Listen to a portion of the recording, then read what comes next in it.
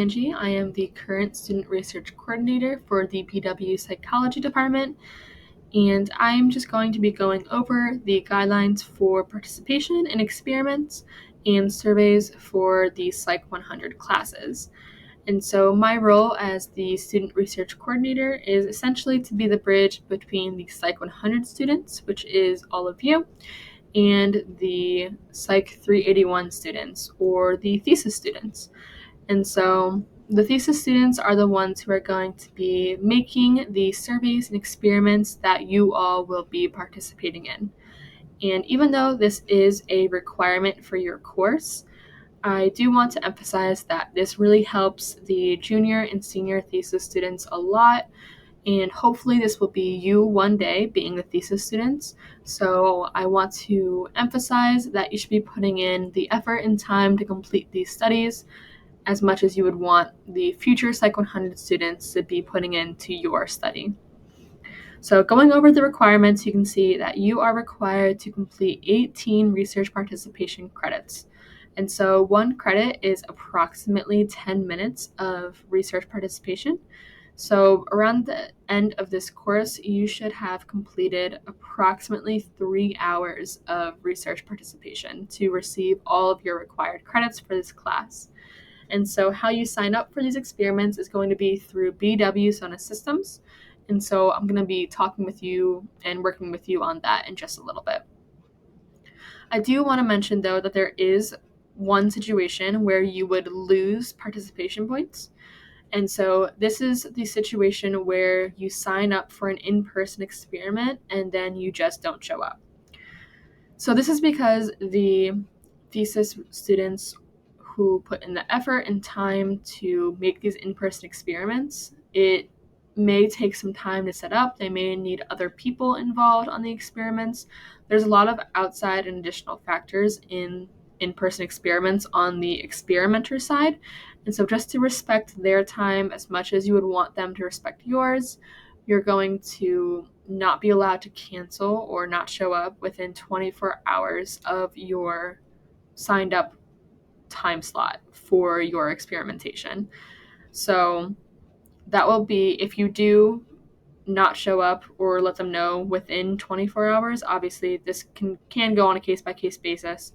But if you do not show up, there's going to be a 30-minute penalty of credits, which is equivalent to 3 participation credits worth. So essentially, instead of needing to complete 18 participation credits overall, you will need to complete a total of 21. And so the most common excuse is not knowing the location of an experiment. This is not a valid excuse. It is on you to find out where you are meeting for the experiment beforehand. If the researcher does not provide that information to you, which they should, you need to ask and reach out to the researcher, because they are not going to have your personal information. Again, going through that a little bit later as well. So you need to be the one that's reaching out to them. And if you do have a last minute cancellation, try to make it at least 24 hours before the experiment. If it's for a valid reason, like I said, it can go on a case-by-case basis, but this is just to emphasize not wasting anyone's time, essentially. And so for these participation credits, for at least completing surveys or experiments, there is actually going to be a deadline to do this. And that deadline is going to be Wednesday, November 1st at 11:59 p.m. So the reason why we have this deadline, because it is approximately 1 month before finals week starts.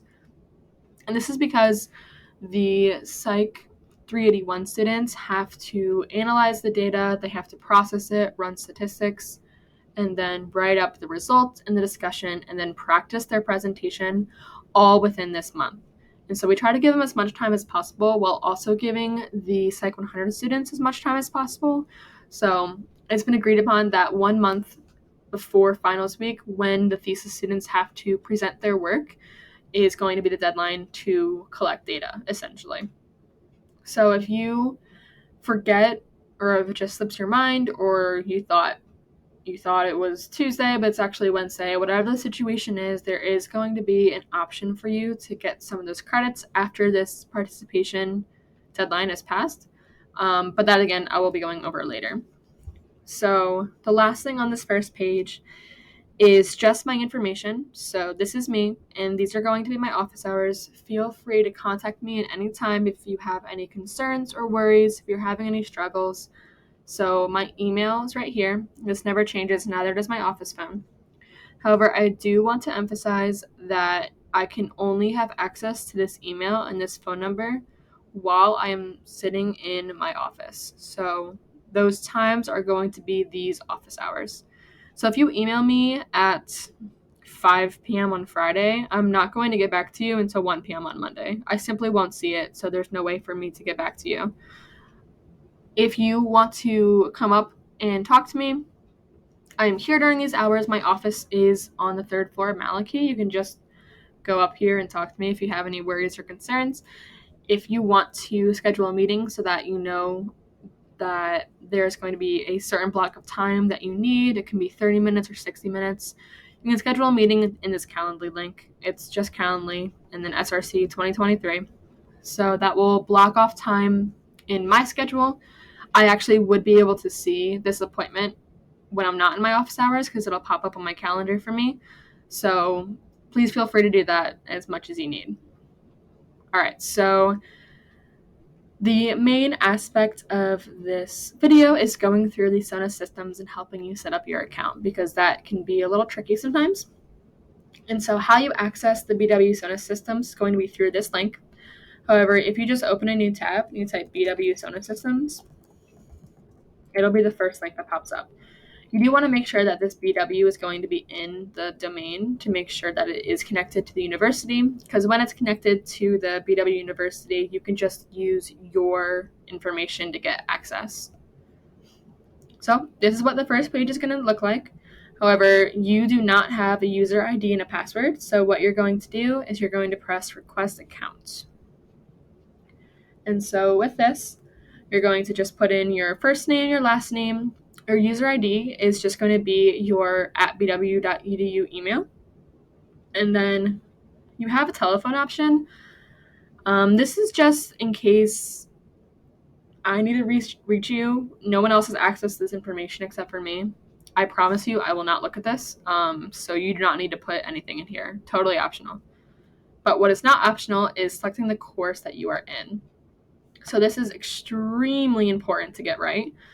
The courses that are listed here, that is how you will get your research participation, because I send over the information from each course to the professor. So if you sign up for another course, then that person will have a random student on their roster for participation, and then your professor will not get your participation credits. So you may have to get an incomplete if that is not communicated. So just avoid all of the trouble and click on your right course. So you're just going to go in here, click on your course. I would do this if I hadn't already signed up, but what will happen after you fill out this information is, or after you press Request Account, is you're going to get an email that's going to include your username, which is again just going to be your BW username. And then you will have a temporary password that's going to be a bunch of random letters and numbers. So you're going to go in and you're going to type in your BW username, and then you're going to use the password that was given to you over email. And so the first time you sign up is you have this human participant privacy policy and a disclosure of information along with a description of your rights. So this is extremely important, and you need to read this because you are going to be participating in human research, and there are potential risks or issues that may arise with that. So you need to read this so you understand your rights as a participant, and also so you understand that you are protected under the participation rights. And then obviously if you have any complaints, it tells you how to do it. After you read the policies and agree to the terms, then you will not be able to see this again. So you need to read this. You can copy it, you can save it to your device if you want, but this is very important. All right, so after you sign in, the first thing that I would suggest doing is going to my profile and going down to change your password. So you're going to enter in that mumbo jumbo letters and numbers that you received over your email, and then you're going to add your new password to it. And then all you want to do is press update. So the other thing that you want to take note of during this area in my profile is your identity code. So researchers are going to see this code and not your name because all of your information is protected under the SONA systems and it's private. And because some of these surveys may be asking some disclosing information, your name is not going to be attached to that. Also, if you do an in-person experimentation, they may ask you for your research code or your identity code, and it's just going to be right here. All right, so once you are all set up and you've got your sign in and you're all good, what you're going to do is press view available studies. So it's going to be all the studies that are available to PSY100 students. This is obviously just an example that I am using for demonstration. You will have a lot more studies as the thesis students gradually put in their studies into SONA. And so what's really important about these is that you want to check the eligibility really before anything, because if you do not fulfill the eligibility requirements, you should not be taking this survey and you would not get credit for it as well. So I am 18 and I am a BW student, so because of that, I'm going to say this looks interesting. Obviously, you want to read the title, you want to read the description, and then this will also show you how many credits you're going to get for this. So this is just a 10-minute study, and it'll only be 1 credit. So, I'm like, hey, this is pretty interesting. I'm going to see if there's any time slots available. And the time slot is essentially how many people are allowed to sign up for this study, because every single study has a limit to how many can sign up to make sure that all thesis surveys get around equal numbers.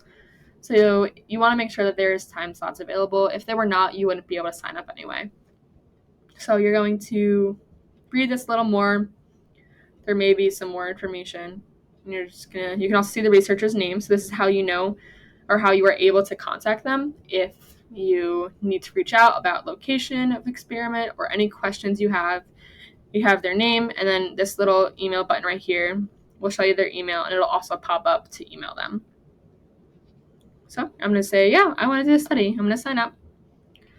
And so, again, just looking at participation deadline, like we said before, you have until November 1st at right before midnight before you are no longer able to participate in these studies.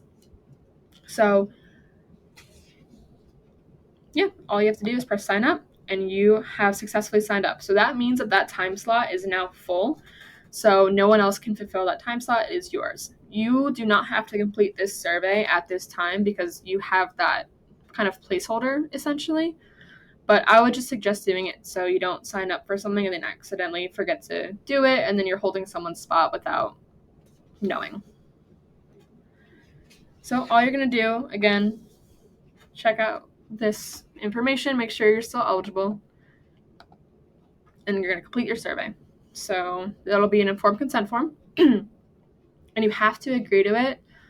Normally it'll say by clicking the button, then you agree to the informed consent. You have to read through this form. There's going to be a lot of really important information on there, and you have to make sure that you are still eligible. So after you do that, you can press yes. Are you a BW student? Yes, I am. Check psychology. Yep. All right.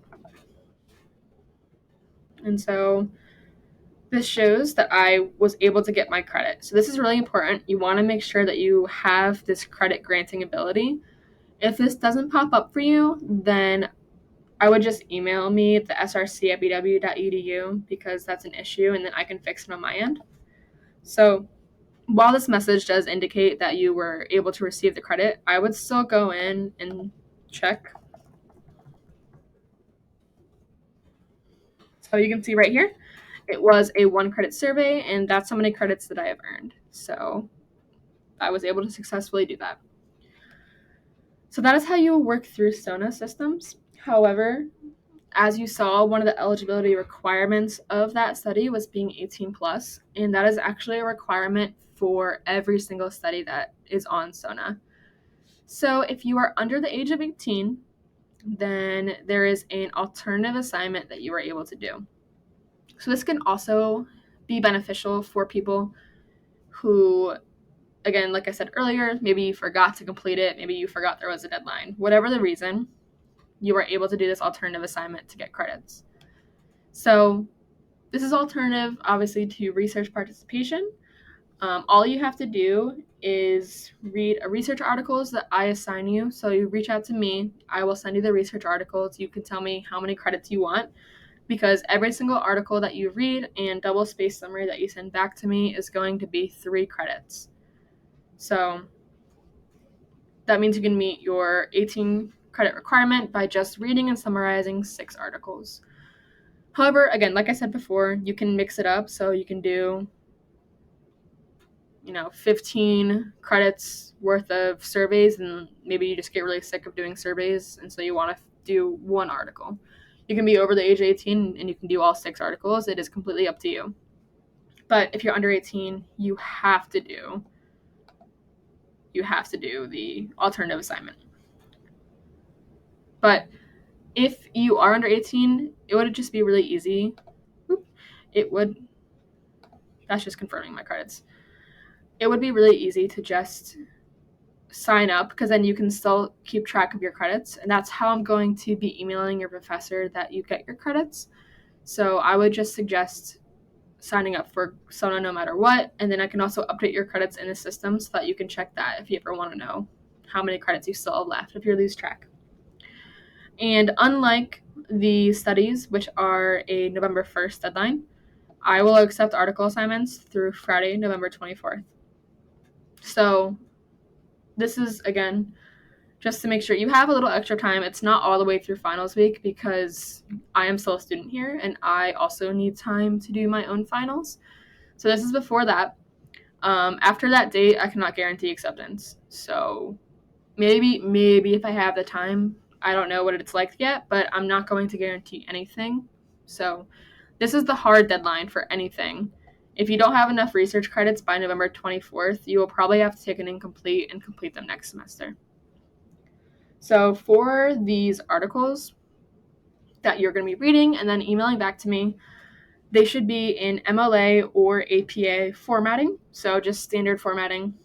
And you do not need to have numerical findings or data interpretation. I am just expecting a simple summary. Again, 1-page double-spaced summary. It won't be that long. These are some tips just to help you out. You really just need to read the abstract first, go through the intro, and then I would skip the methods and results to go straight to the discussion. And then after you have a general understanding of that, you can go back, read the methods, read the results. Those are going to be a little more statisticky and sciencey. It won't be super easy to understand unless you read the background information. But then all you have to do is write up a 1-page summary. You can include some of your thoughts or response. If you want to give your opinion, that's perfectly fine. And if you have any questions, of course, you can reach out. And that's about it. Good luck.